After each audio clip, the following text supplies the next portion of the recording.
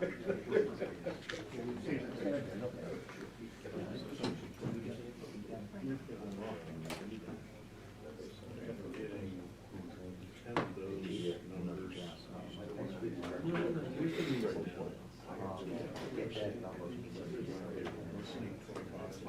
the new numbers, that's gonna make, I think, and we're getting 8 of them. Hopefully, she's working on them right now.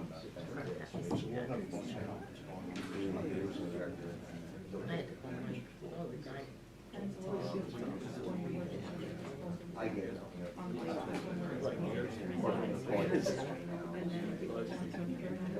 Not sure on what they were for this one.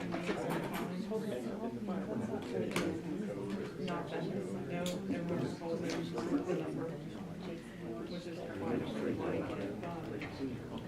Mine just.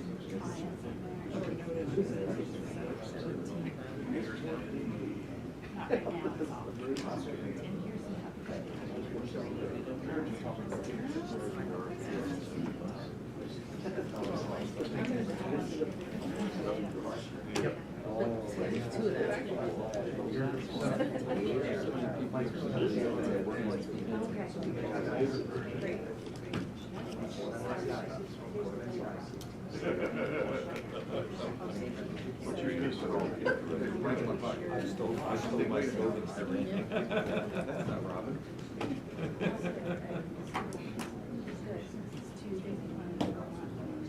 Yeah.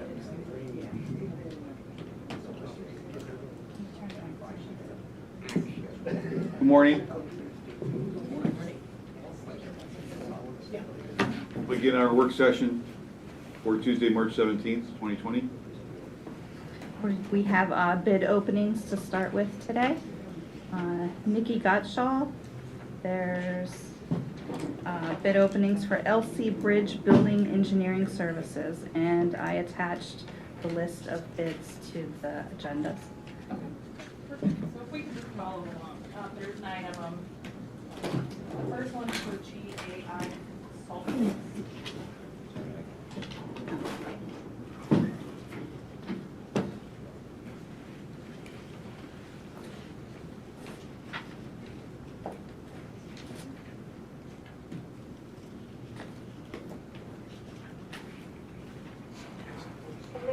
There is no big bond associated with it.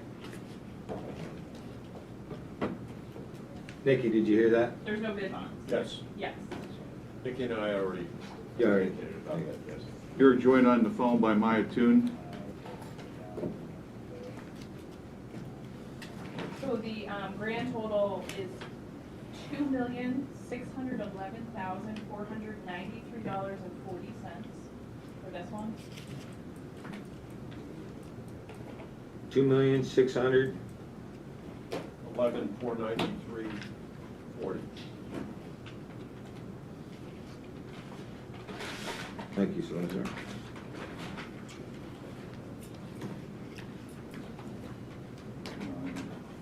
Our next one's from McFish Kunkel and Associates.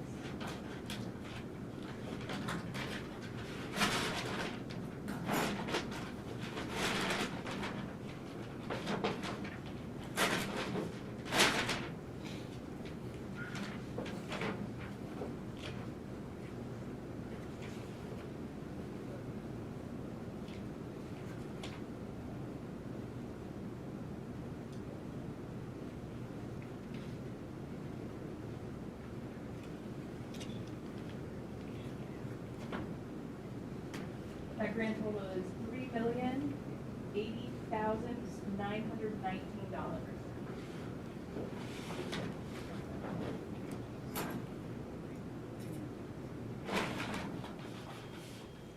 The next one's from Herbert Rowland and Grubik.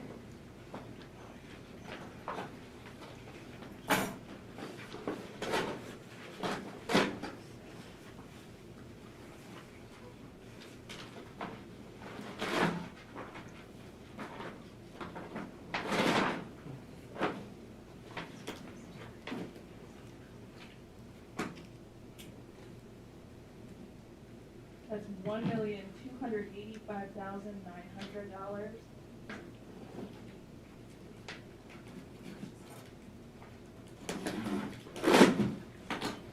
Could you tell us where these companies are out of as well? Herbert Roland Gruvik, Harrisburg.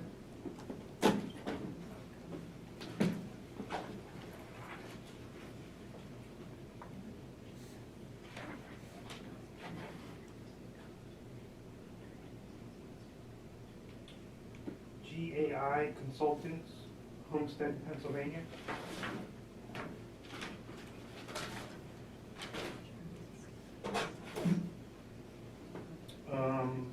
McTish, Kunkel and Associates, Montoursville, PA. Thank you. The next one's Dewberry, that's out of Mechanicsburg, Pennsylvania. And that is $1,370,542.39.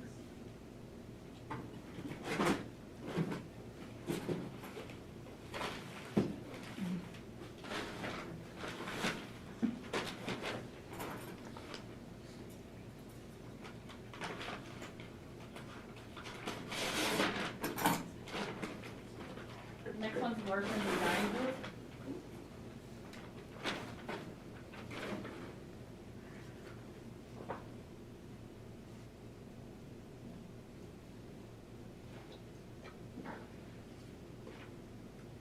$1,584,720.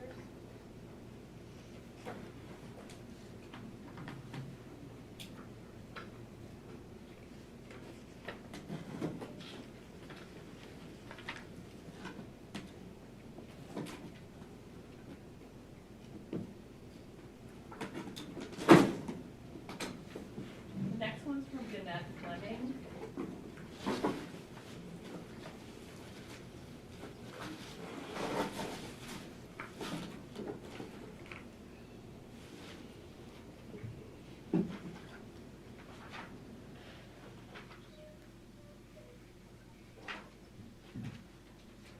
They're out of Camp Hill.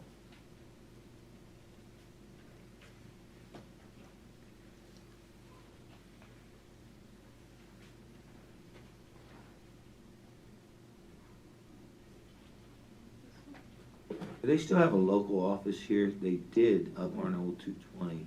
I thought once now. It's gone. It's gone, okay. That is $1,891,993.27.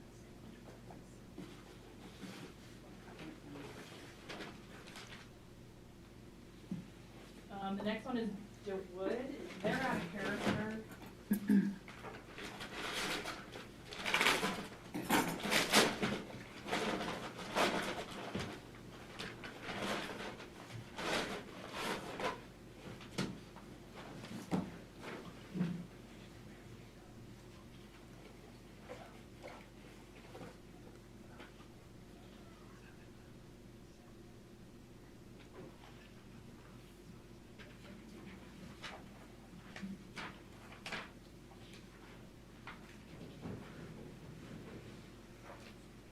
Their price is $3,404,827.26.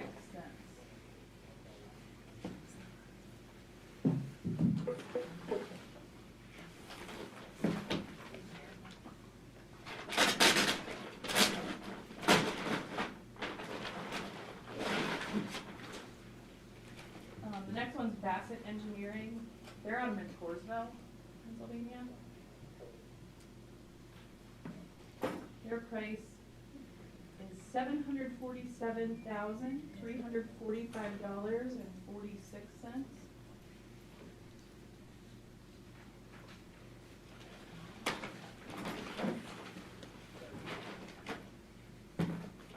And our last one is from R.K. Webster.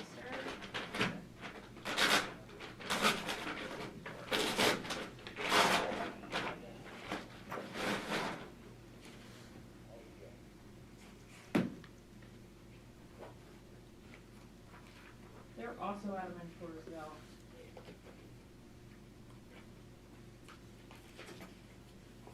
It is $694,895.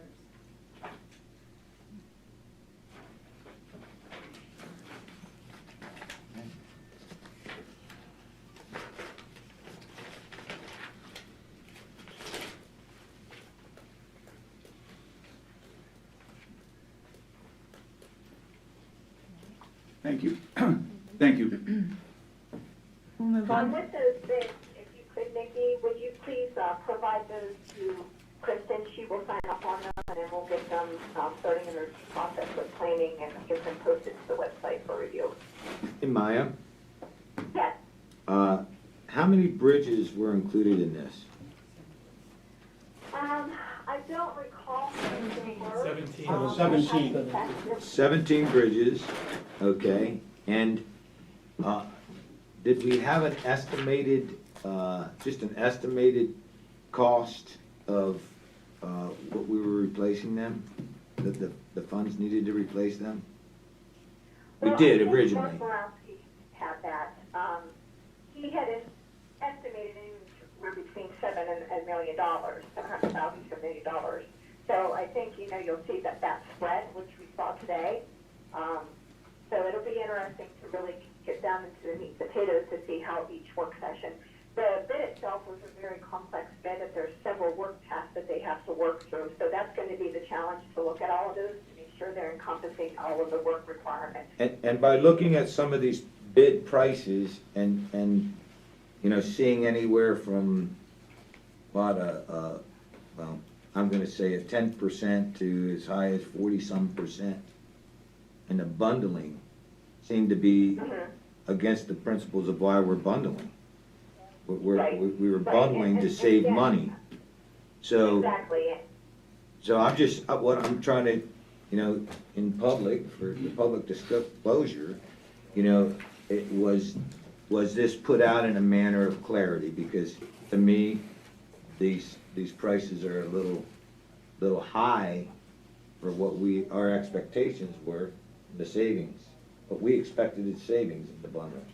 I think it's hard to know until we examine, and as Maya was saying, until we make sure that they Right. hit all the metrics and all the markers in the RFP that they were required to. So that doesn't mean that someone who came in, it doesn't mean that someone who came in with a low estimate didn't hit it, or it doesn't mean that someone who came in with a high estimate hit it.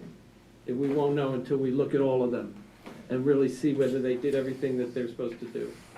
Okay. Yeah, and I will tell you, there was assistance from PennDOT on this, so it's not something that, the county just put out themselves. There was strict guidance by them in the whole process. So they're part of the team in reviewing all of these as well, so it's a collective effort, and we'll, like I said, look through all those tasks to make sure they're hitting everything, and just to make sure, too, that they understood the bid package. But there was, a mandatory pre-bid conference. There were several follow-up supplemental questions and answers that I provided. So I guess we'll just take our due diligence in going through all of them and making sure that everything was conveyed properly. The encouraging thing is that the goal of trying to get, at least we have diverse bids on it, if nothing else, and the whole goal of the legislation was to try to reduce the total cost, both from the construction side and the engineering side, by bundling bridges, so that like bridges, we have 17 bridges, so like bridges that require like or similar engineering, we're not repeating the process by each township or municipality going out on their own. And that's what would have happened. The example I love is Washington Township cost about $800,000 to do that bridge, and that small community would have had to come up with all that money. Under this proposal, they're paying 5% or they're paying $40,000. And that's, the reason I raise that especially now is because as we get into trying to fund the levy, we have to continue to think of ourselves as a community in this county and realize that even if you don't live behind the wall of the levy, you may be asked to put up some resources, just like others are putting up resources so that the township of Washington doesn't have to take the whole fight on that $800,000 bridge. So it's great, it's encouraging in that respect, and we'll see what happens. By the way, that's my opinion, okay? There's been no decision made by this board about whether or not people who live outside the levy area will be asked to do it. But just me personally is what I'm trying to say. I want to clarify that on behalf of my colleagues, but I just want people to think about that. Ready? 2.0 Accounts Payable Cash Requirements Report with Nikki Gottshaw.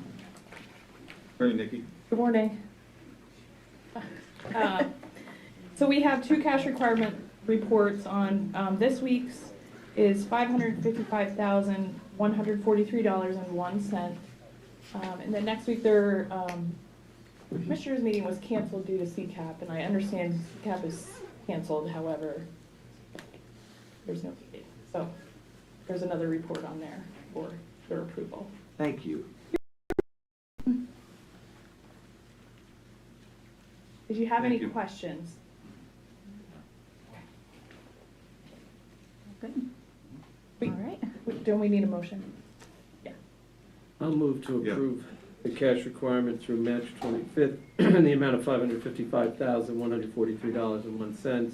And in my motion, I'll also move to approve the cash requirement through April 1st for payment on March 25th upon review and approval by the commission. Second that motion. All in favor, say aye. Aye. Aye. Thank you. Thank you. We're going to move to 4.0 TDA actions. Lauren Bowers here. Morning, Lauren. Good morning, Commissioners. We're seeking approval to update the TDA due to a reorganization between Pathonetary, Central Collections, and Assessment. This involves the removal of the Chief Collections/Assessment position. That was a pay grade 11-12. It also involves the removal of a part-time clerk 3 position. That's a pay grade 4. The movement of a clerk 4 pay grade 5 position from Central Collections to Assessment. A reclassification of Assistant Chief Assessor pay grade 8-9 in Assessment to Assistant Chief Assessor/Director of Tax Claim Bureau pay grade 8-9. And the movement of the following to the Pathonetary from the Central Collections Department. 2 clerk 3 positions that are a pay grade 4. 1 administrative specialist for cost and fines, a pay grade 6. And a change in the Central Collections Assistant Supervisor, pay grade 6-7 position to Assistant Supervisor Clerk of Courts, pay grade 6-7.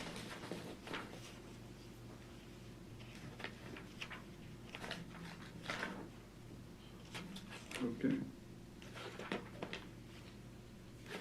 I'd just like to comment that this was a reorg presented to the commissioners by Mr. Heath prior to him becoming a Pathonetary. I believe I can speak for all 3 commissioners here that we have a lot of respect for Tom Heath and what he has done over the last several years to reduce staffing, okay, to improve efficiencies within the department. And I will give him credit that from day one of him winning the election, that he had some difficult times in understanding the Pathonetaries as it was set up and seeing their shortfalls and trying to correct the efficiencies, and then continue to worry about the collections, assessment, and treasury. He's an incredible person that I have a tremendous amount of faith in. This was a reorg, not only to improve efficiencies, but to reduce yet even his position. And I believe that all the parties that came together deserve the respect and thanks as well for our new treasurer and Cindy. Who else, Tom, was on that team to help you put this together? Because they're all changing their duties and to make this all work very smoothly. And anybody else, Cindy, newcomer? I think all of the assessment staff, all of the treasurer staff, my current staff as we move, have, from day one, as you mentioned, that we have laid it out for you and made sure that all the parts were gonna fit. And I think that the collaborative effort of everybody made the success of where it is today. So, and it's important that we talk about it, these TDA positions is just simply that, as positions, not personnel, not names or nothing. Excuse me, Tom, could you come up to the microphone, because we're live streaming this, it's tough to hear. Just trying to avoid. Thank you. Just trying to avoid it. As you know, is that when I was elected back in May, that from that point forward, talking to the commissioners and my recommendations, and you didn't have to buy into it. I made sure that the newly elected county treasurer, the chief of assessment, and myself were all on the same page, along with the county commissioner, before that recommendation was brought forward. So without their efforts and all that stuff, I think that the realization is that the functions of the tax collection process, whether it's delinquent, whether it's current year, are better served today in one office. They're reducing efficiency, or increasing efficiency, and reducing all the repetitiveness that was going on, rather than one-stop shop. As you mentioned, I identified really early that the clerk of courts, the criminal aspect, was lacking in staff, and the cost and fines was a whole separate division. So now it's all going to be one division. Efficiency, criminal stuff will be handled out of one office, and that's a clerk. Tom, do you know how, off the top of your head, how many filings come through criminally per year that two people were handling? We had 2,200 criminal new filings last year, and that's not on top of any motions or sentencing orders and all that stuff. So it's just most of the docketing was handled by two individuals, and that sort of stopped. They had somebody to leave and went to the sheriff's office in September, and my predecessor chose not to fill that position for a 4-month period. So it's really the deputy clerk of courts was handling everything. So it was kudos to them for keeping up with it. I think it's a lot cleaner today, still have a lot to learn, and I think that this is a better fit for the county as to how it's laid out. And to echo Commissioner Massar's comments, I believe, I know for a fact over the years, your staff's workload has increased immensely with accepting new tax assignments and responsibilities. And at the same time, you've eliminated, I believe, 3 positions over the years, plus you've now eliminated your old position, which has been a major savings to the county. So your reorganization of these different departments has been very much appreciated by the county and the taxpayers. So thank you. You know, just to give 2 examples, I mean, you spoke to us about the fact that in the past, after a defendant was sentenced and adjudicated that they owed X amount in fines, it might take 6 to 8 weeks to get them a bill. Final bill. You've now brought that down to 72 hours, or right, to 4 days. Good point. And that's critical, because it means that when people get involved in the criminal justice system and they incur a fine, that they understand immediately that they have to pay on it. It's going to increase our ability to collect the delinquent fines that we have, which is in the range of like, what, $20 million uncollected? I wish it was that low. It's with restitution money that's owed to the state, victim restitution, and county funds, it's in excess of $38 million today. Right. So it's going to help us get that money, which helps the taxpayers. The other example of how it helps people, taxpayers, is that they can now come in to pay their regular taxes or the delinquent taxes at 3rd Street Plaza. They don't have to go through security. They can bring their cell phones. They can just do it in the normal course of their day as they would pay their electric bill or their water bill. And so, you know, we do say thanks for that. And to all the other departments, I don't know if the treasurer's here, but I see the assessor's office. But Tom, you led the whole thing, and for that you should be recognized, because it was really a good piece of leadership. Well, we'll see when the honeymoon's over, I guess. See. And that's a good point. In the past, we would have individuals who go through the court system, and they wouldn't get a final bill to 6 to 8 weeks. And for my previous employment, they would come into my office and say, I have money to pay my costs and fines, but they don't have a final bill. And they actually, didn't pay at that time, which now they pay within a 72-hour period. It's going to expedite the monies much quicker. Well, not to put pressure on Chief McCoy and his staff, is that we have a final bill before their first appointment with the probation officer now.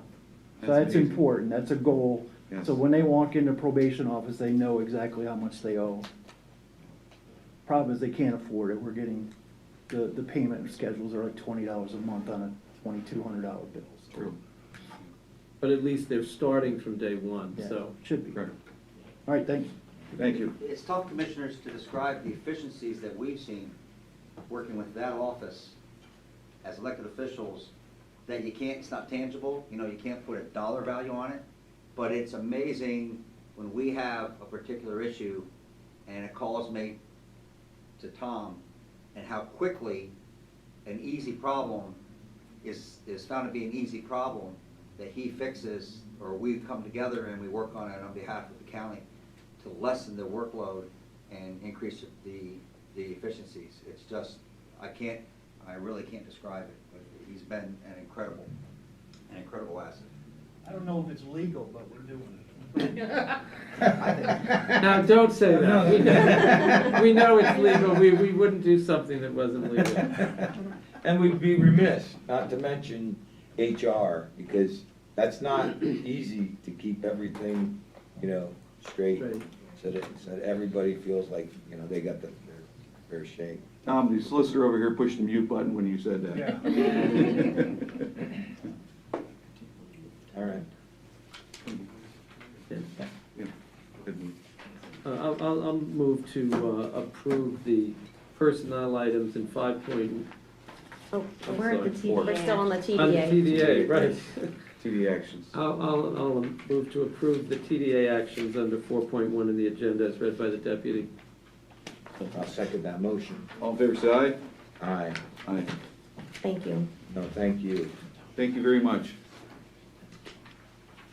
5.0 with Lauren Bauer, the personnel actions. We're seeking approval for the following personnel actions.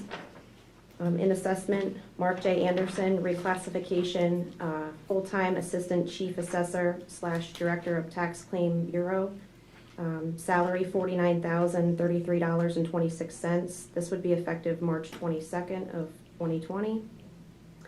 Also in assessment, Pamela Kovaleski, this is a change in the department and distribution. Full-time clerk 4, pay grade 5, 21.52591 hourly. This is effective March 22nd of 2020. In prothonotary, Leah M. Dawes, this again is a change in department and distribution only. Full-time assistant supervisor, clerk of courts, pay grade 7, $47,967.88 annually, and this is effective March 22nd, 2020. Prothonotary, Diana R. Richardson, again, change in department and distribution only. Full-time administrative specialist for cost and fines, pay grade 6, $19.785395 an hour, effective March 22nd of 2020. In prothonotary, Cleo F. Hunt, change in department and distribution only. Full-time clerk 3, pay grade 4, $15.466846 hourly, effective March 22nd, 2020. Again, in prothonotary, Ashley Woolley, change in department and distribution only. Full-time clerk 3, pay grade 4, $15.253464 an hour, effective March 22nd of 2020. At DPS in communications, the 911 center, Alex M. Hafner, fully qualified reclassification to a full-time telecommunicator 1. This is a pay grade 7, $18.08 an hour, effective March 22nd of 2020. At the pre-release center, Corey W. Brewer, part-time replacement resident supervisor, pay grade 5, $14.14 an hour. This position would not exceed 1,000 hours annually, and this is effective March 22nd, 2020. At the prison, Caleb Blank, this is a reclassification for a bail release officer, fully qualified, pay grade 9, $23.95 an hour, and this is effective March 22nd of 2020. In planning and community development, Scott R. Williams, full-time replacement. This is a promotion to transportation supervisor, a pay grade 11. Annual salary, $57,749.19, effective March 22nd of 2020. And at pre-release, Caitlin N. Lunger.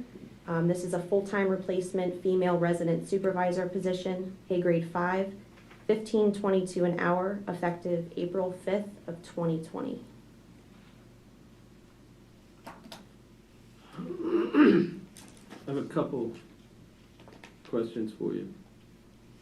That planning and community development, Scott R. Williams, that's reimbursed by PennDOT, correctly? Correct. Right. Both salary and wages. Yes. I mean, both salary and salary. benefits. Yes. So that's something that the public should be aware of. That money is coming to us via PennDOT. The other thing that I think we forgot to mention in the last one is that we were able to eliminate the position that Tom Heap held as the Director of Collections. Oh, did you say it?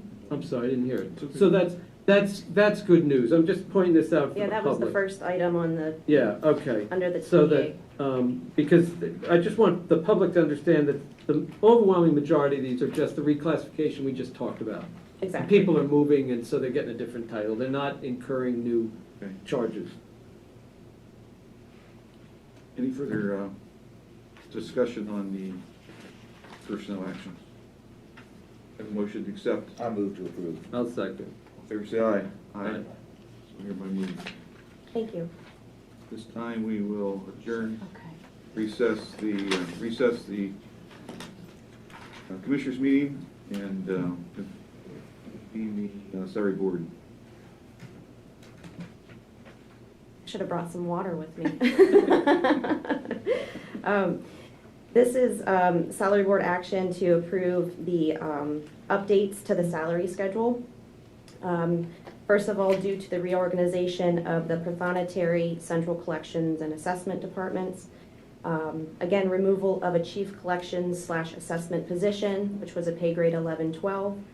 Removal of a part-time Clerk 3 position, pay grade 4. The movement of a Clerk 4, pay grade 5 position from Central Collections to Assessment. And the reclassification of an Assistant Chief Assessor, pay grade 8-9 in Assessment to Assistant Chief Assessor / Director of Tax Claim Bureau, staying a pay grade 8-9. And then the second item is to move the following to Prothonotary from Central Collections Department. That would be 2 Clerk 3 positions that are a pay grade 4. 1 Administrative Specialist for Cost and Fines, that's a pay grade 6. And the change of the Central Collections Assistant Supervisor, pay grade 6-7 position to Assistant Supervisor Clerk of Courts, pay grade 6-7. Any discussion on salary board actions? None, I have a motion. Make a motion. I'll second that motion. All in favor, say aye. Aye. Okay.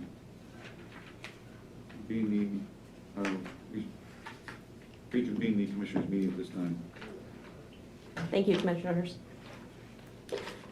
7.0 reports and information items. We have Maya Toon for 7.1 RFP for Employee Health and Wellness Clinic. Good morning, Commissioners. Morning.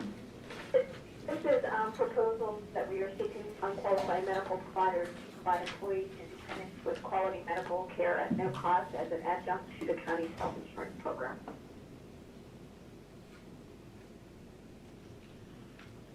And the goal of this is to try to save money for the taxpayers by having some of the routine things that we incur costs for, where we're a self-funded plan, handled by a clinic. Commissioner Massera and I, in the last administration, went and visited a clinic run by a county in New Jersey, and I think I could speak for both of us to say that we were pretty impressed, both with the willingness of employees to utilize it. It was not a requirement, it was voluntary, but they had very high usage participation because it was very convenient. It was located near the county building. And also the ability to save money for taxpayers. So this is the initial process of just putting out an RFP to see what we get back. Correct.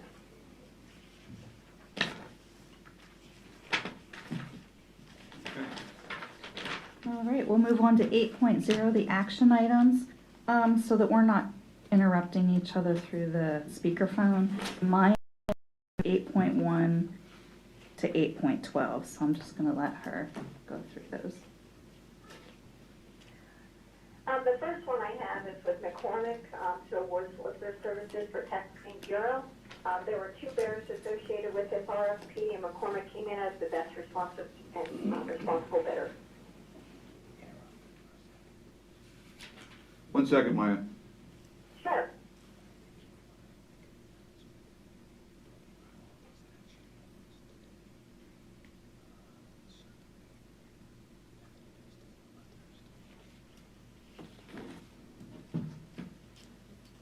I believe at this time we're going to take actions on all the action items today so we can limit having a meeting on Thursday at this time. So we'll be going through each one of these action items and voting on them. Okay, go ahead, Maya.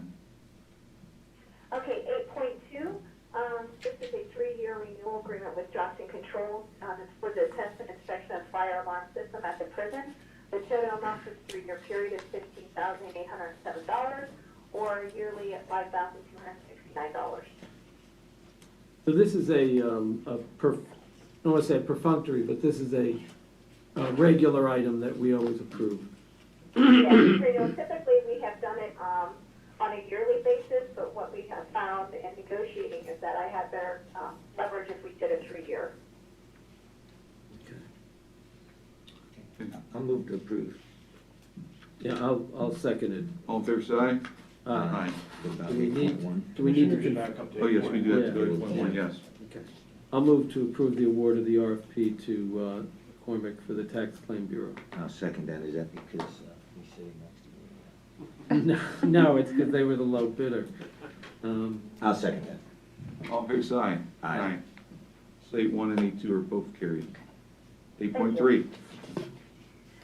The next one is a grant monitoring agreement with American Rescue Workers. It's the amount of $20,000. This was part of the outside agency budget approval, and this allocation is to be used for a down payment on a new truck for their facility that would be utilized within the county for multiple purposes. I'd just like to thank the American Rescue Workers for all they do for our community. It's an outstanding organization that is much needed with all the needs in our world. And I will ditto that and recognize that in this time of this situation with the COVID-19, it's very difficult with folks who are homeless and folks who are trying to help those who are homeless to deal with issues of not spreading things and so forth, and we thank them for that. I have a motion to accept the agreement with the American I'll Rescue move. Workers. I'll second. All in favor, say aye. Aye. Everybody carried. The next item I have is a grant monitoring agreement. It's with the Lake County Library System. It's the amount of $1,281,912. This is to provide quality library services to county residents, which includes maintaining 6 libraries, 3 link libraries, and 2 local libraries. Again, our library system in our county is one of the finest across the state. It's one of the most utilized facilities throughout the county, and we want to thank them for all they do in our community. I see Mr. Stout here, who is a president of the Montgomery Library, and also sits on the county board. We thank you for your service, Mr. Stout. Thank you. Have a motion to accept this? Move to approve. Item 8.4. I'll second that. All in favor, say aye. Aye. The next item again is a grant monitoring agreement with Community Arts Center. It's an amount of $10,000, and that's to support their operating expenses, which includes marketing costs for various programs and events for the county residents. And again, another approved outside agency budget request. Again, it's a pleasure to have a jewel that we have in our community of the Community Arts Center and what it brings to our community and the arts, and we're very thankful to have this. This building at one time wasn't open, and now it's a jewel that we can treasure in our county. So we want to thank the Community Arts Center folks, Penn College, all the volunteers that work up there, and thank them for all that they do. Have a motion to accept? So moved. I'll second All fair side? Aye. Thank you. The next item again is another grant monitoring agreement. It's with Lycoming County Senior Citizens in the amount of $10,000. That's to be used towards operational costs for special events, activities, and socials for older adults. I believe we can't do enough for our seniors. That's where our wisdom comes from. They're the ones that are the greatest generation. They're the ones that raised us. And whatever we can do for our seniors, we need to watch out and take care of them. So we thank you for the senior citizen centers locally and what they do for our seniors. Your Just so- comments? Yeah, just so the public understands, what this money helps is, we have seniors, for example, who live in Huntersville. So they can't necessarily travel to the Loyal Sox Center or travel to South Williamsport, but this allows them to gather in communities throughout Lycoming County where we often don't have senior centers. And it's important, especially with seniors, to get them out of the house. I mean, today we don't want to get them out of the house.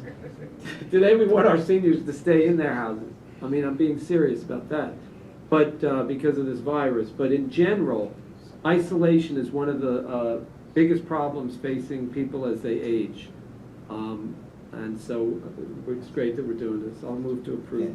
And as we travel to these centers and to these places where they gather, it is incredible the amount of feedback we get from our seniors and how often we take their advice on asking them what concerns you. Do you see anything that we should change or address? And it's amazing because, to me, they may be retired, but boy, they still read and they still get involved. So I just want to thank them for staying engaged in government, especially in county government.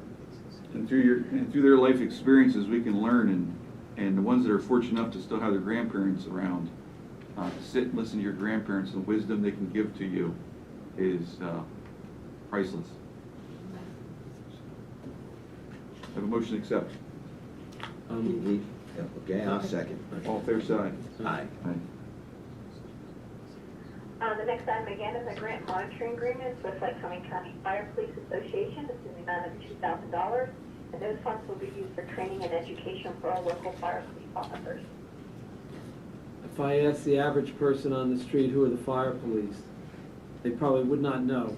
Every time you go by an accident and you see people with a yellow vest on directing traffic in the rain and the snow, they're not getting paid. They're there as volunteers. They're the Lycoming County Fire Police. They work under the direction of the fire chief in the municipality in which they serve, and this money goes to their training and education so that they are careful, they don't get hit by automobiles, they don't incur accidents while they're trying to help us. So we do want to thank them for what they do. As one organization that, we don't really have any kind of benefits for them. When I say benefits, a meal or Maybe we should. acknowledge them, but yet every time they're there.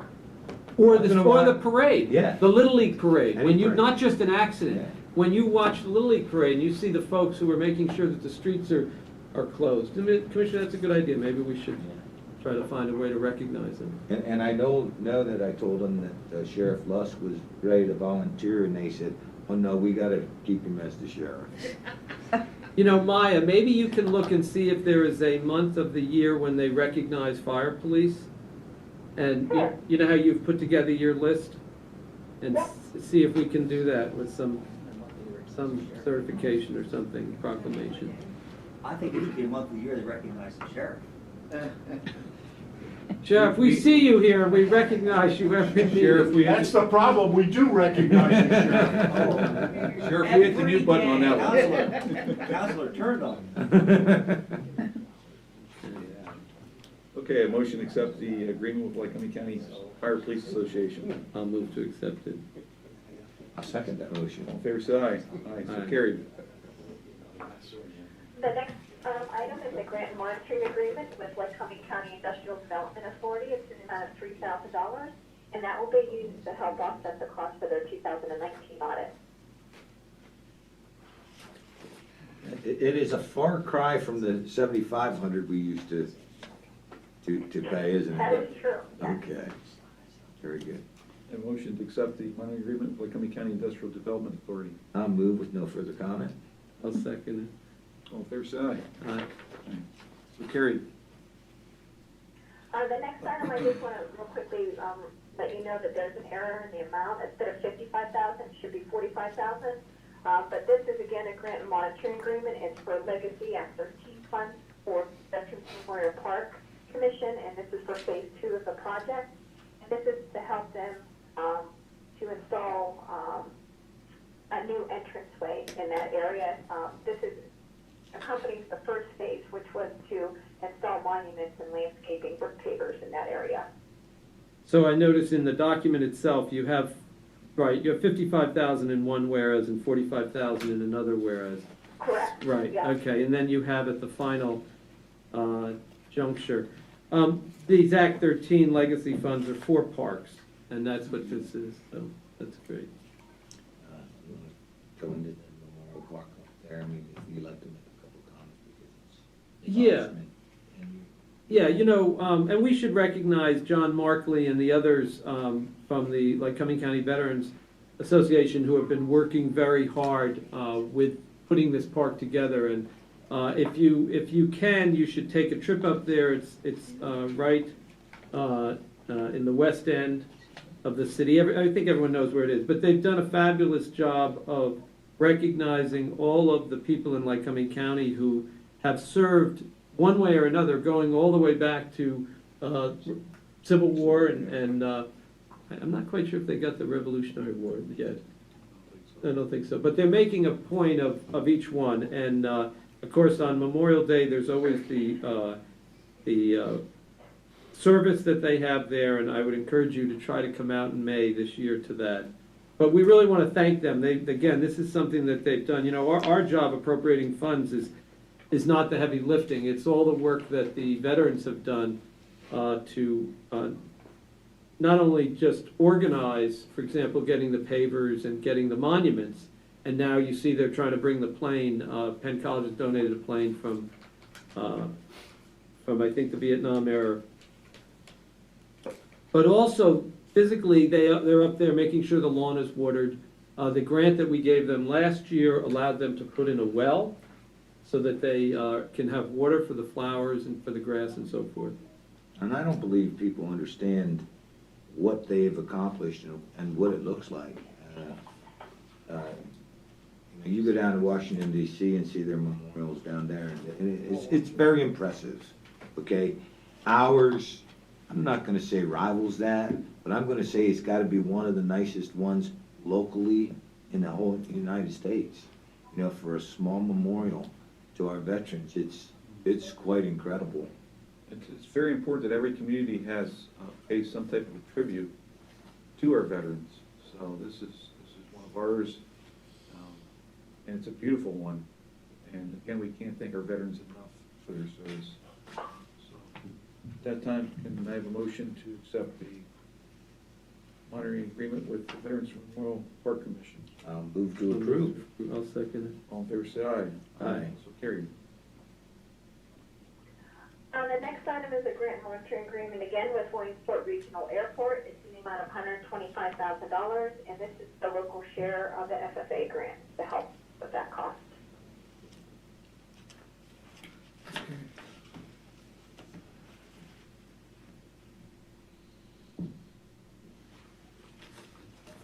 We've all heard the updates on the airport. It's very important that we support our local airport. As we know, they're going to be using the new hub of Charlotte. And I believe that's a major advantage for our local people that fly. And we need to increase our passengers. So anyone you know that flies, business or pleasure, please encourage them to use our local airport. I think these are definitely major improvements that we're going to benefit from. This time I ask for a motion to accept the monitoring agreement with Williamsport Regional Airport. I'll move to approve. I'll Fair second. side. Aye. The next item is a grant monitoring agreement. It's with West Branch Firemen's Association. It's in the amount of $15,000.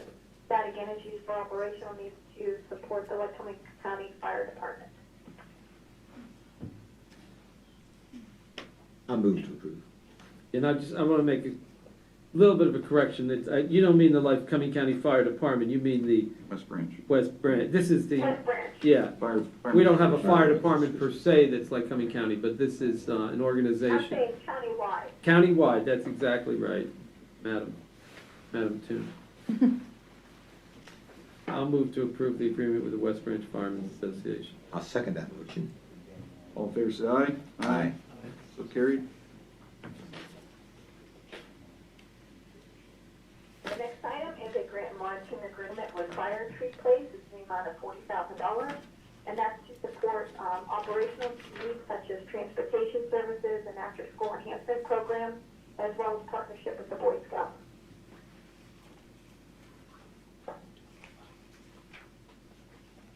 So I am on the board of this organization, and the solicitor tells me I don't need to abstain, but And you should clarify, Commissioner, that it's a volunteer position, it is not a paid position. right, thank you. It's a volunteer position, not a paid position. So, Fire Tree runs an after-school program, so what it means is that kids whose parents may work, single parents, we know we have at least probably 50% of our parents who are single parents. We know that in the city of Williamsport, we have a poverty rate of about 28%. So we know that in the city of Williamsport, we have a lot of people whose parents are incarcerated. This is not just the city of Williamsport. I want to explain that in a minute. But Fire Tree picks up kids after school, gets them down there, gets them homework done. That's a habit that when you start with kids when they're in the second grade, they practice all through high school. Gets the homework done, gets them fed, and then the parents pick them up. The other thing, though, Fire Tree leases space. We helped them with the gym last time. My own son happens to play futsal, and I was there over the winter with other people playing futsal, which is indoor soccer. And yeah, it's indoor soccer. And there were parents from Hughesville, from Muncie, from all over Lycoming County whose kids participate. And I thought that was great that we've taken a facility and that we've been able to, they've been able to utilize it county-wide. And those teams had nowhere to practice. And so they were able to come in, and they were also playing against other teams. So I think it's worthwhile. I know that Mr. Stout has often asked about how we can put more at the front end. Well, this is a conversation we had the other night. And this is one example of how we can try to do that. And there's obviously other examples. They partner with the Boy Scouts. They bring Penn 4-H, does some programs there with Penn State Extension, does through the nutrition. So I think it's a worthwhile investment in our county. We'll hope to get you guys. I know Commissioner Massey, you've been there. I don't know whether you've been there. He's been there too. So A motion to accept the monitoring agreement with Fire Tree Place. I'll second. All in favor? oh, you moved. Did you move? I move. He moved. Okay, I'll second. All in favor, say aye. Aye. All right, that concludes everything that I have. Thank you. Thank you, Thanks, Maya. Maya. Have a good day. And if I'm not, you too, is it okay if I disconnect this, or unless you need me for anything else? No, that's fine. Thank you. Thank you, All right, Mike. thank you. Good morning, Mr. Kennedy. Morning. 8.13, Jerry Kennedy, 3-year annual software assurance plan with Help Desk Technology Incorporation for service, PRO, software licensing, and maintenance. Morning, Commissioners. This is our annual renewal, but this is actually a 3-year deal for $14,356.60. And we are able to trim just under $1,800 off the 3-year cost by going with a 3-year deal.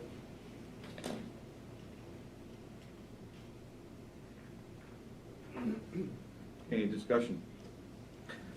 So curious now, we have someone on the help desk. So does that person utilize this software? My entire staff utilizes this software. Okay. When you place a call, it gets recorded. Over time, we can track your calls, see if you have a trend or if anyone else has a trend that we need to, address specifically with someone. And obviously, we get stats off of that we then provide. Okay.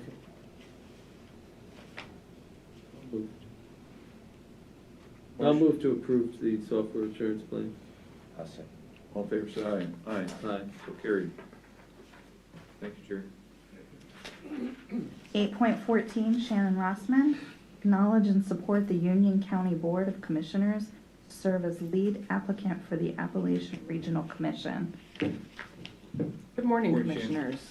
As you know, we had contracted with CEDACOG to do a multi-county study of broadband services.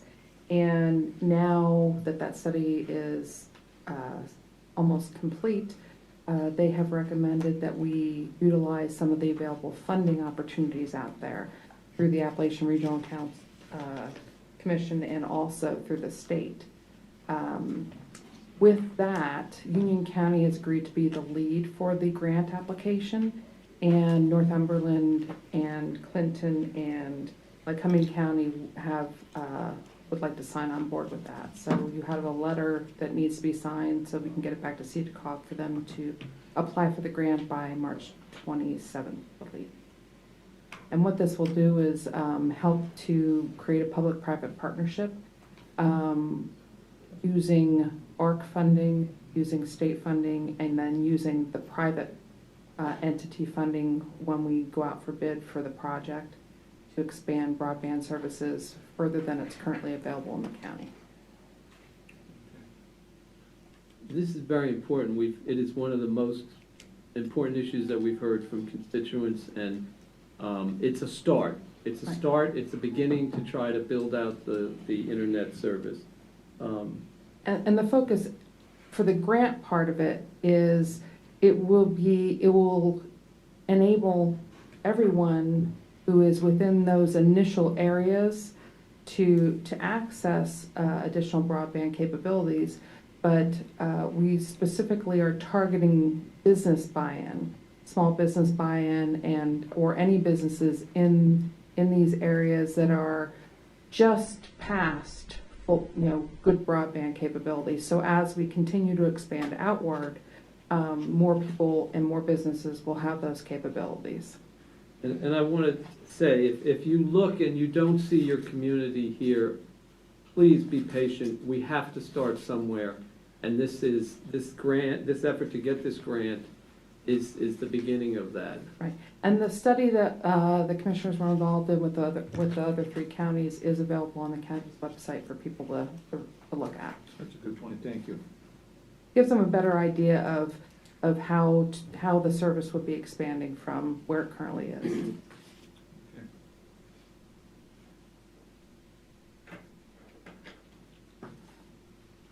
I have a motion to approve item 8.14. I'll move to approve. I'll the- second that. All in favor, say aye. Aye. Aye, so carried. 8.15, Jason Yorks, award bid for Gregg Township Sewage Force Main Construction Project. Jason's with us by phone. You still there, Jason? Yes, sir. Good Okay. morning, Commissioners. Good morning. Today I have with myself also Lauren Strasser's here. She'll be presenting the grant, item 8.17. But 8.15, Commissioners, is we're seeking your approval to award the bid for Gregg Township Sewage Force Main Construction to R&L Development Company in the amount of $799,621. Commissioners, this is a project that we went out to bid. Bids were opened in a meeting March 3rd in your office. The lowest bid was R&L at $799,621. The high bid was $1,995,000. We had a total of 8 bids, which was a good cross-section of what we expected. The budgeted project, we had budgeted like 1.6 million for this, and that would include the engineering and the QA/QC work that needs to get done with this. So the 799,000 is about 40% below what we anticipated, whereas the 1.995 million was 50% above what we expected. So there was quite a few of them that come in around the 1.2, 1.3 range. That's where we had thought. The R&L, after review by Martin LaJudas and our staff, they are the lowest compliant bidder, seeking your approval, Commissioners. Any further discussion? I'll move to approve. I'll second it. All in favor, say aye. Aye. So carried. Thank you. Thank you. Jason. Next item, Commissioners, 8.16. This is for the repair and replacement parts of our single-stream system by Green Machine in the amount of $19,711.92. This is typically an anticipated replacement of our rubber spars that sort out the containers from the fibers right after the pre-sort line. We typically have to have this done about every 2 years, 3 years. The spars will wear down, and then the effectiveness of the separation process between the fibers and the containers starts to diminish. And we have, even if we spin them up and make them run faster, it gives us some more time, but it's time to get them replaced. That is typically, we have that factored in on our maintenance and repairs every year, every 2 years, so seeking your approval. Any further discussion on the purchase, repairs, and replacement parts for the single-stream recycling system? Motion? I'll move. I'll second it. All in favor, say aye. Aye. Mr. Chairman, Yes. Mr. Yorks, Yes, sir. Commissioner Maravito, I know that Ms. Strausser takes tours through the recycling, and do we ever have an open house at the landfill for the general public and on the Green Machine? I'll take. We have had open houses.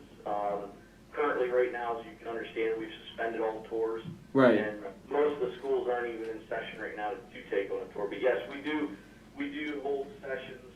Sometimes there's organizations that can only meet in the evenings, and we've also hosted engineering firms, places like that that want to come in the evening as well. And we're always open. If somebody calls us, we're more than willing to try to work with them.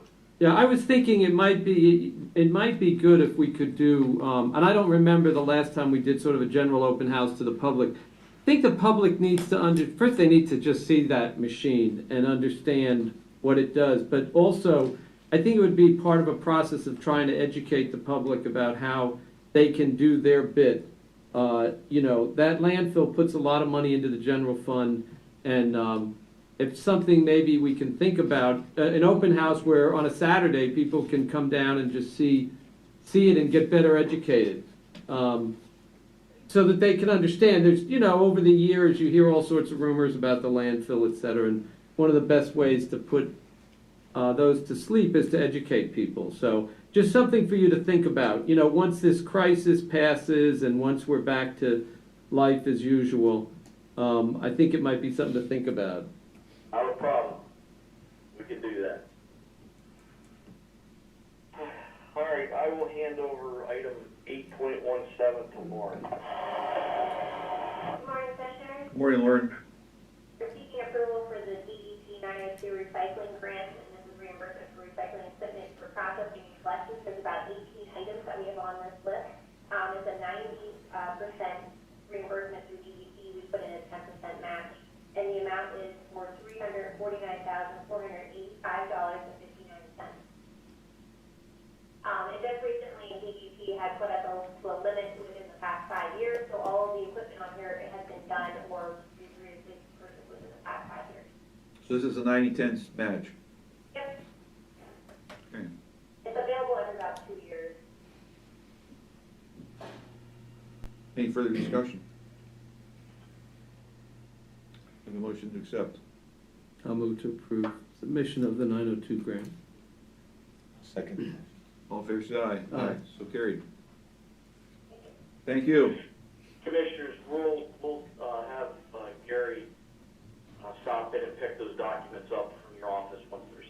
Great, thank you, have a good day. Yes, sir, thank you. Yes. Bye-bye. Bye-bye. 8.18, Director McDermott is going to present this. Morning, Director. Good morning, Commissioners. Excuse me. Seeking your approval on ordinance number 2020-02, as presented by Special Counsel to the county.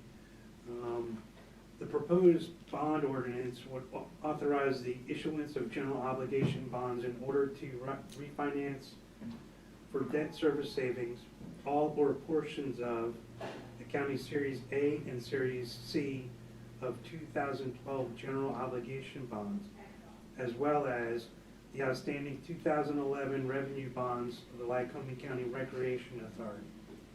Today's interest rates are at levels which indicate the county might be able to reduce its debt service obligation on its own bonds, as well as the guarantee payments it has been making on the authority bonds by a total of $800,000 or more. At present, the municipal bond market is extremely volatile. Interest rates are at historic lows, yet bond investors are being extremely cautious. Moreover, under current IRS rules, the portion of the new refunding issue, which would refund the 2012 A bonds being issued in advance of the August 15, 2022 redemption date of the 2012 A bonds, would need to be issued as federally taxable rather than as conventional tax-exempt municipals. Such factors suggest that the inclusion of or exclusion of certain of the prior bonds from refunding will need to await a careful assessment of the interest rate markets at the time that the bonds are actually sold to investors. However, in order to prepare the county to access the market at this favorable time, enactment of the bond ordinance is recommended, with the knowledge that the county's administrators and professional finance team will provide regular market updates and financial formulations in order to enable the commissioners to make the best possible determination as to when and how much of these prior issues can be refunded for valuable savings. Okay, any further discussion on this enactment of an ordinance number 2020-02? So as the director stated, this is the first step we have to take. And obviously, you know, you have to watch what's happening on Sunday. The Fed lowered the rate. That affects the bond markets, everything, the injection of capital by the Federal Reserve. But this gives us the flexibility to be there if the bonds can be sold at a favorable rate. And as you mentioned, save $800,000, and who knows, we might even save more than that, depending on what's going on. So. The commissioners, we've taken this step as a proactive way to be there as the markets turn. If anything, it reduces the number of payments we make at the end of this, but it doesn't really change much. We pay it off a little quicker and we save some money. And if people were noting, one of the bonds being refinanced is the Recreation Authority bond, which has been like an albatross around the neck of all of us for decades, and part of our goal is to try to reduce some of the cost of that bond to the taxpayers. The details of whether, you know, how we go about doing it, we have to decide down the road, but it is something that is one of the bonds named. Commissioner, do you know from that how much savings we were supposed to gather by refinancing this? I think you mentioned $800,000 is what we're $800,000. anticipating. Yeah. Potentially more now that the rates are changing. Sure. And what I've known, what I saw here was the federally taxable. You have to go to a federally taxable versus the other. So this is because of the law change in the 2017 tax code. The refinancing of certain bonds now can only be done within certain parameters, and that's... Right, and none of that's locked in right now. We're exploring all the options. So the language just prepares us that that is a possibility. By the way, Flexibility. yeah, if something should happen and the bond markets decide, no, they're not buying bonds, we have to move forward. This just gives us the And flexibility. we don't have to move forward either way, correct? No, this just, again, like you said, Commissioner, starts the process, allows us to see what's available, and then we can make a decision on moving forward. Thank you, thank you. Motion to accept the enactment of the ordinance. I'll move to approve ordinance number 2020-02. I'll second that. All in favor, say aye. Aye. Thank you, Commissioner. Thank you. Commissioner comment. Tomorrow, we will be having a press conference on the COVID-19 and what county as the commissioners as a whole is planning on moving forward. We have some information to provide to the public. So we'll have a press conference in this room at 10 a.m. I see the Director of Public Safety here at this time. Do you have any update? No change since yesterday. The cases in Pennsylvania as of 9:45 this morning, we're still 76. The closest to our borders will still be Luzerne County. As Commissioners noted, we'll have more information tomorrow. Thank you. Any other Commissioners' comments? Yeah, we were on the phone with Congressman Keller. He had a press conference yesterday at UMC, which we all attended. Obviously, we're all looking at this collectively. Any issues that we see as a county, we should be bringing them to the County Commissioners Association of Pennsylvania, who will gather all that data and then present it to the legislators, okay? And this is the format in which we're trying to do, our business through as far as our concerns from our constituents. It's a day and age of a cell phone. And so when they call us, people just want to know where to go, So on keller.house.gov, you're going to see a number of links there that will start to explain the thinking process of what our representatives are doing right now. Okay, because a lot of people are concerned. Listen, we have food. You don't need to go to the grocery store and buy it all out. We're all okay. We don't need to panic. We do have to follow what the governor, we have to try to follow what the governor is asking us to do. And it's hard for an Italian not to shake a hand or hug somebody. I'm getting anxiety over this. But that's what we have to try to do. So other than that, we'll keep you updated as much as you can, and we'll put together a little task force here so that we have the answers for you, or we know where we can send you to get them. The two places that people can be looking for is the Center for Disease Control site, CDC, and the PA Department of Public Health. Those are the two places that have information that is up to date and accurate. And it's important to not allow the rumor mill. There was a rumor, we might as well just put it out there because you can squelch it. There was a rumor mill that the Register and Recorder's Office was going to close, and commissioners were getting calls that, how am I going to close the loan on my house? I'm supposed to move in 2 weeks. There was absolutely no truth to it at all. So before we pass on bad information, we should always check, as the commissioners stated, check either with us, with the county, or check those websites if it's something above the issue of our level. And we will get through this. Obviously, we're going to have some changes in the short term in the way we live, and that we're not supposed to be out traveling and so forth. Maybe that's not a bad thing. Maybe it gives us a chance to all hunker down, look at our family members, keep our social distance from them, and actually get back to our families and what's important to us. So, And I will say this, the American people are fiercely independent, okay? They're good, so we'll be fine. There will be no meeting on Thursday, no public meeting on Thursday. We will have the press conference tomorrow at 10 a.m. in this office. In the future, for the, we don't know how long, we will be live streaming our meetings in the future and be close to the public at that time. We'll just have, be live streaming. Yes? Public comment? Yes?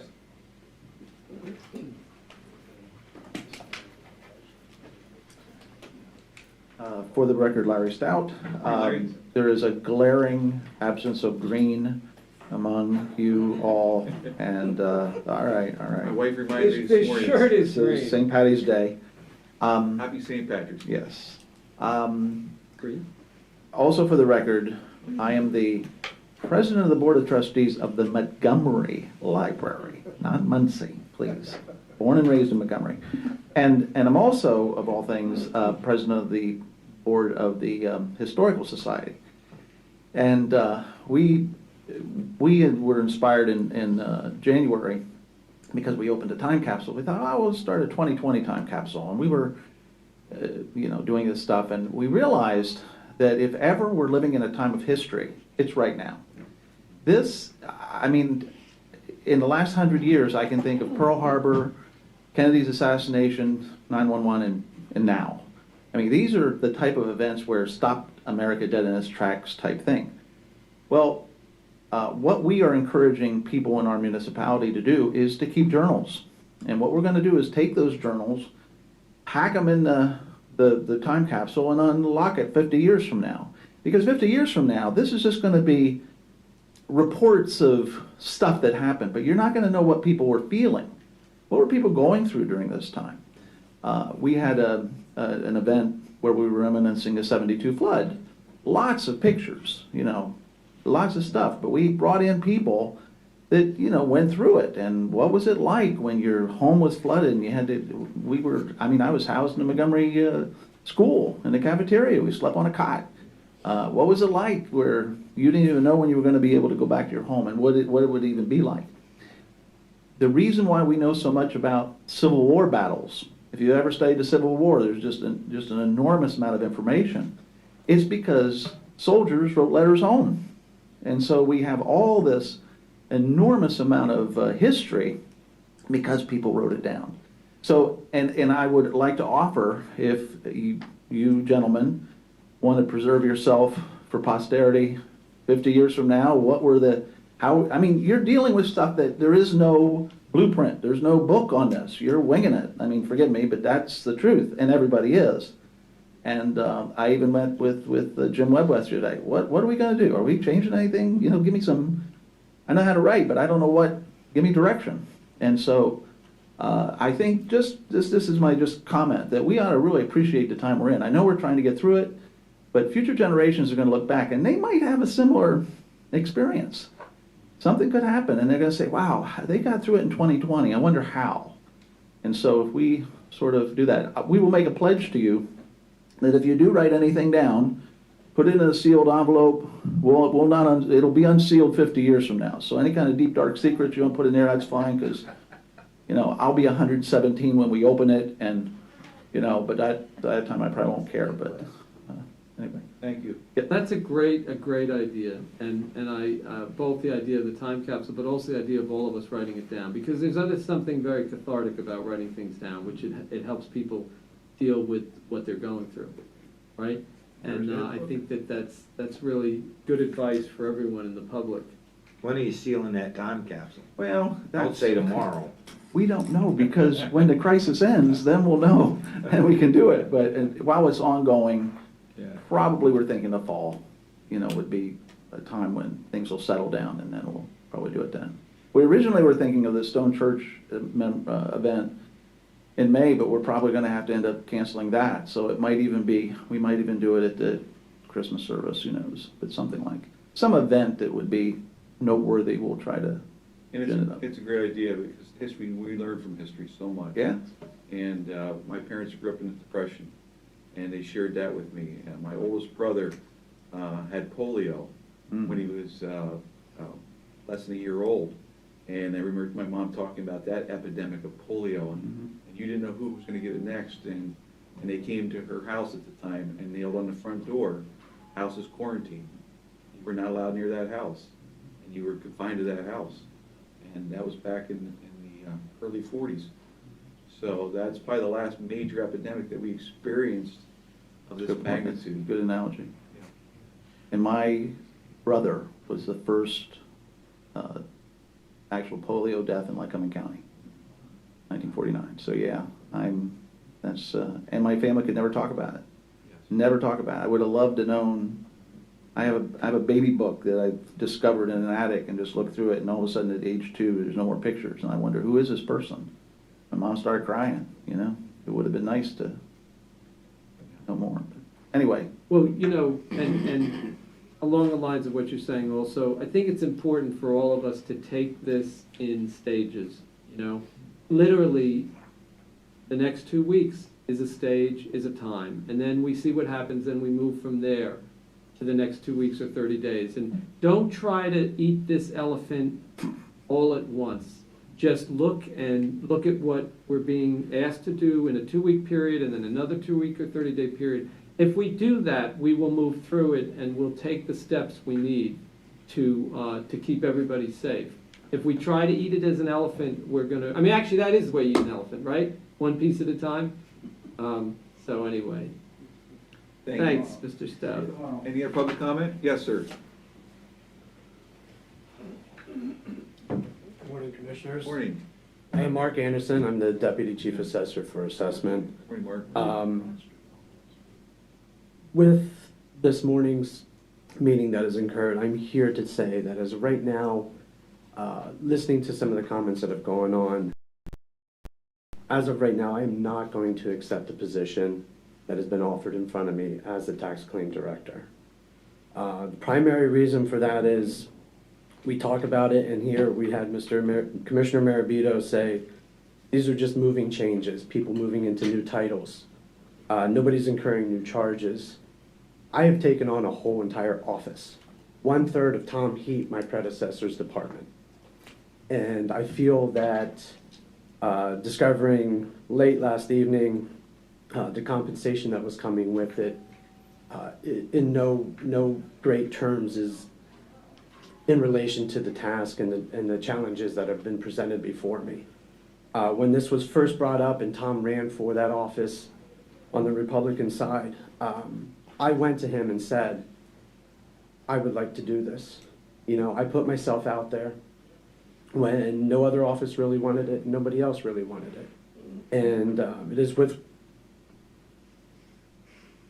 difficult for me to say no, because this is something that for 2 weeks now I've had a chance to enjoy, discover, and learn a position that I had brought to my chief's attention multiple times, that I would love to know more about Tom's office, because I foresaw that as a place that I would end up.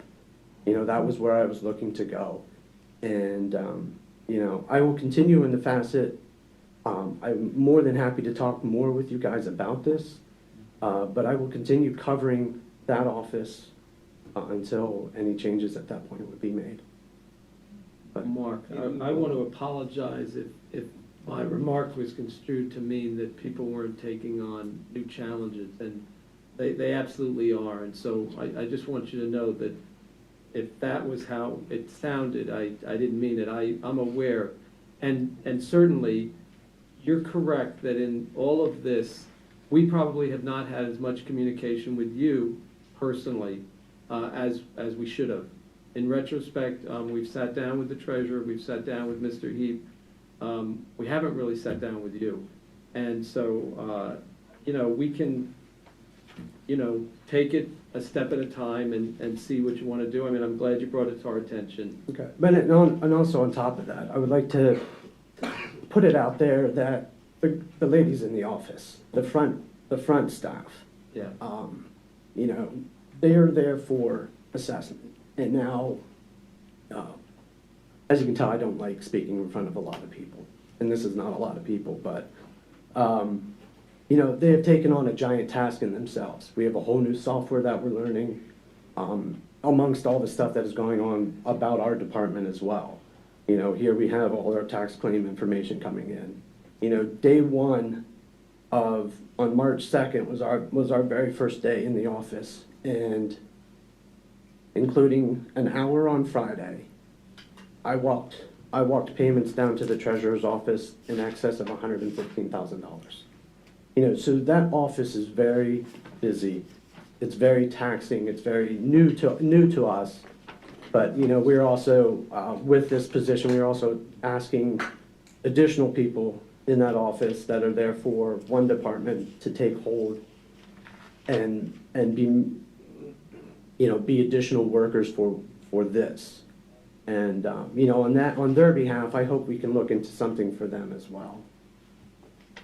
You know, Mr. Andrew, I believe this may be the first time since I've been a commissioner, that we've had some type of miscommunication.